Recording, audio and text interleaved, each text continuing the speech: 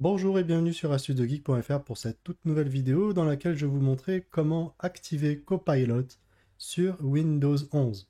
Alors pour ce faire, déjà, première étape, il faut être dans la version Insider de Microsoft et dans la version donc 23493.1000 qui est sortie très récemment, donc il faut être absolument dans cette version.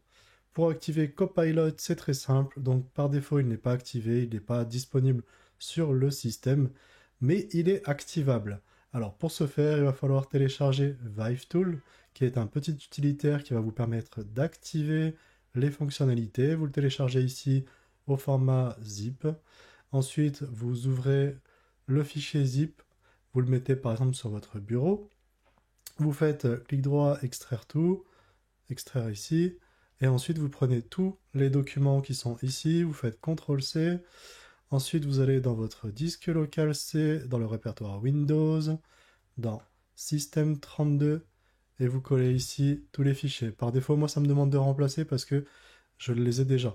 Hop, je vais les remplacer pour ce tutoriel, et ensuite passons directement à la suite. Pour activer Copilot, vous allez devoir taper ici CMD et vous l'exécutez en tant qu'administrateur.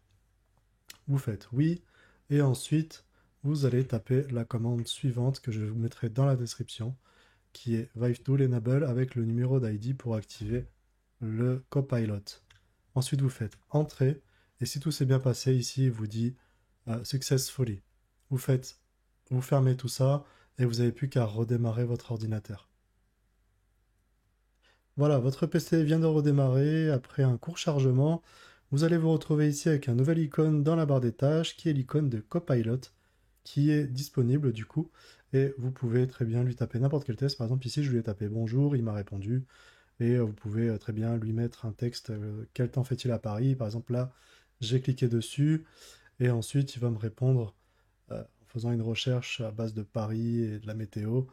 Voilà, il me répond tout simplement et avec des informations supplémentaires, un petit peu comme ChatGPT. Alors pour l'instant, il n'est pas aussi rapide que ChatGPT, mais sachez que c'est une preview, donc une version bêta, que Microsoft travaille encore dessus.